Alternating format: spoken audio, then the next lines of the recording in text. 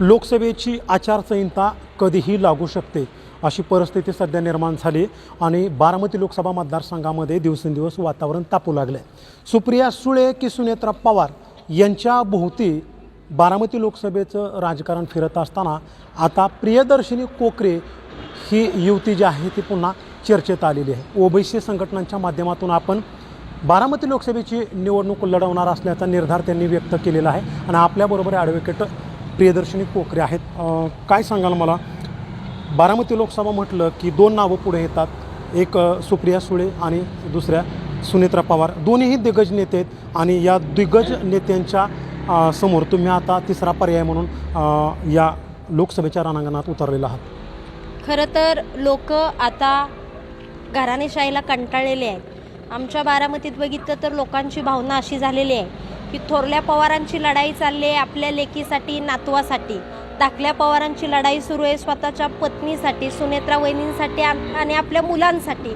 सर्वसामान्य बारामतीकरांचं काय, किती ह्यांच्या पिढ्यांची सेवा आपण करायची असा प्रश्न लोकांच्या मनात आहे. त्यामुळे लोकांना तिसरा पर्याय पाहिजे आणि तो आमच्या वतीनं आम्ही देत आहोत सक्षम उमेदवार म्हणून.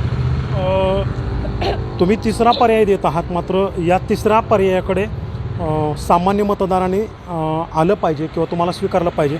असे कोणते विकासाचे मुद्दे किंवा कोणतं व्हिजन घेऊन तुम्ही आता मतदारांपुढे जाणार आहात? खरं तर लोकांपुढं जायचं म्हणजे लोकांचे प्रश्न आपण पहिले बघितले पाहिजेत. आमच्या बारामती तालुक्यात, पुरंदर तालुक्यात आपण किंवा सगळीकडेच बघितलं, एकंदरीत तुमच्या इंदापूर तालुक्यात सगळीकडेच आत्ता सध्या उन्हाळ्याची प्रचंड बिकट परिस्थिती आपण बघतोय. बारामती तालुक्यात मोरगाव असेल, मुरटे असेल, मोडवे असेल, या गावात आज पाण्याचा प्रचंड मोठा प्रश्न आहे आणि कोट्यवधी रुपयांची योजना आलेली आहे. अनेक पैसे खर्च केलेले आहेत तरी या योजनेचं पाणी, शाश्वत पाणी लोकांना मिळत नाहीत.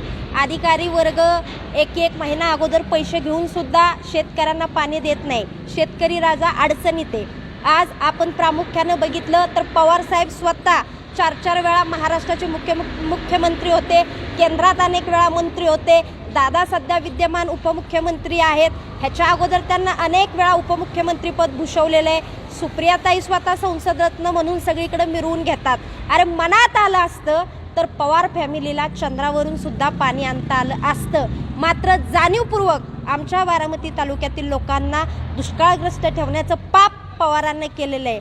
लोक कंटाळलेले आहेत आणि म्हणून दुष्काळग्रस्त भागातील लोकांना शाश्वत पाणी द्यायचं असेल, रस्त्याची सोय असतील, विजेचे प्रश्न असतील, जे गाव कुसाबाहेर फेकले गेलेले आहेत, जे वंचित आहेत, ज्यांना कुणी वाली नाही, अशा सर्व लोकांचे, 18 पगड बहुजनांचे, गरीब मराठा समाजाचे, विद्यार्थ्यांचे प्रश्न घेऊन आम्ही लढत आहोत. असं जरी असलं तरी बारामती लोकसभा मतदारसंघात महाविकास आघाडी आणि महायुती हे दोन बाजू पडतात आणि याच्यामध्ये बलाढ्य नेते जे आहेत ते खरं तर या बलाढ्य उमेदवारांबरोबर आहेत.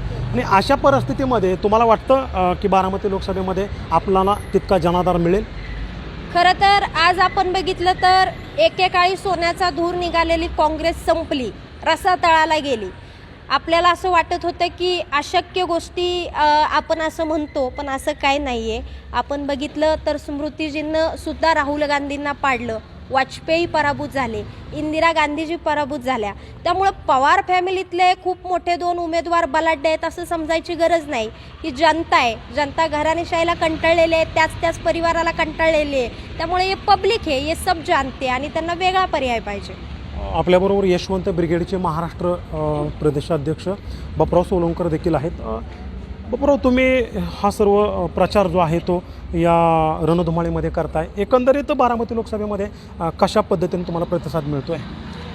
आता बघा, गेल्या 6 महिन्यापासून बारामती लोकसभा मतदारसंघामध्ये आम्ही जवळपास 550 गावांचा मी दौरा केला. बारामती असेल, इंदापूर असेल, दौंड असेल, बोर, वेल्हा, मुळशी, खडकवासल्यामध्ये आम्ही प्रचार बैठका घेतो आहे, लोकांशी संवाद साधतो आहे. गेल्या 6 महिन्यापासून एक ओबीसी आरक्षण असेल किंवा धनगर आरक्षण असेल, या प्रश्नावरती सुद्धा आवाज उठवण्याचा आम्ही खूप प्रयत्न केला. लोकांना गावोगाव जाऊन आम्ही भेटलो. तर आम्हाला या माध्यमातून ओबीसीची आणि धनगर समाजाची ताकद आमच्या पाठीमागं खंबीरपणे उभी आहे. त्यामुळं निश्चित विजय आमचा 100% होणार आहे.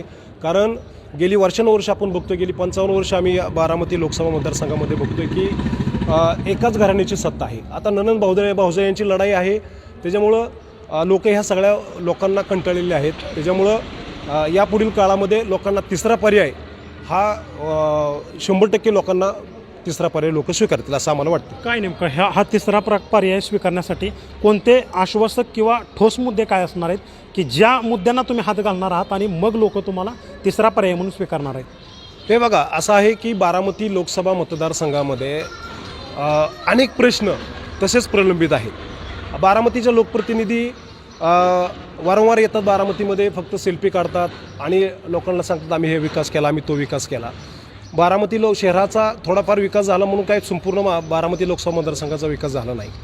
तर अशा आम्ही म्हणजे बारामती काही प्रलंबित मुद्दे आहेत ते मुद्द्यावरती आम्ही काम करणार आहोत आणि या पुढील काळात आम्ही जर लोकांनी आम्हाला संधी दिली तर निश्चितच खूप मोठ्या यापेक्षा जास्त आम्ही विकास करण्याचा प्रयत्न करू. बारामतीचा विकास झाला ना किंवा लोकसभा मतदारसंघाचा विकास झाला नाही असं तुम्ही म्हणता, मात्र एकीकडे सुप्रिया सुळेंना जवळपास 5 ते 6 वेळा किंवा त्यापेक्षा जास्त वेळा संसदेचा पुरस्कार दिला गेला आहे.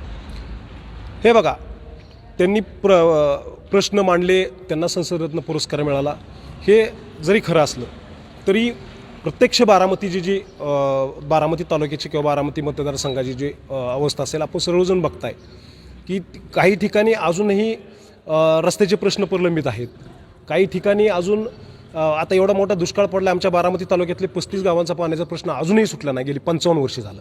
त्यामुळे तिथल्या लोकांना संसदेत प्रश्न मांडले म्हणून काय प्रश्न सुटतात असं आहे का की तुम्ही त्या गावामध्ये आलं पाहिजे, तुम्ही पाण्याचा प्रश्न सोडवला पाहिजे? हे प्रश्न अजून आमच्या बारामती लोकसभा मतदारसंघ असू द्या, बारामती तालुका असू द्या, इंदापूर असू द्या, तुमचे पुरंदर तालुक्यातले प्रश्न असू द्या, प्रश्न अजून सुटलेले नाहीत. एकंदरीत आपण पाहतोय की बारामती लोकसभेचं हे जे राजकीय मैदान जे आहे ते आता दिवसेंदिवस तापत चाललेलं आहे. बलाढ्य राजकारणी जरी समोर असले तरी सर्वसामान्य नागरिकांचे प्रश्न आजही तसेच आहेत, जे गेले काही 55-50 वर्ष तसेच होते. त्यामुळे या प्रश्नांना वाचा फोडण्यासाठी आता आम्ही युवा उमेदवार म्हणून मैदानात उतरणार आहोत आणि 2 घराणेशाहीतील उमेदवारांपेक्षा एक सर्वसामान्य शिक्षित उमेदवार म्हणून आम्हाला जनता स्वीकारेल असा आशावाद ॲडव्होकेट प्रियदर्शनी कोकरे यांनी व्यक्त केला आहे. तर आगामी काळात इंदापूरची जनता असेल, बारामती जनता असेल, यासोबतच बारामती लोकसभा मतदारसंघातील इतर काही तालुके आहेत त्यातील जनता असेल, या 2 पर्यायांना सोडून तिसरा पर्याय स्वीकारणार का हे देखील आता पाहणं महत्त्वाचं असणार आहे. देवराखोंड, आय मिरर डिजिटल.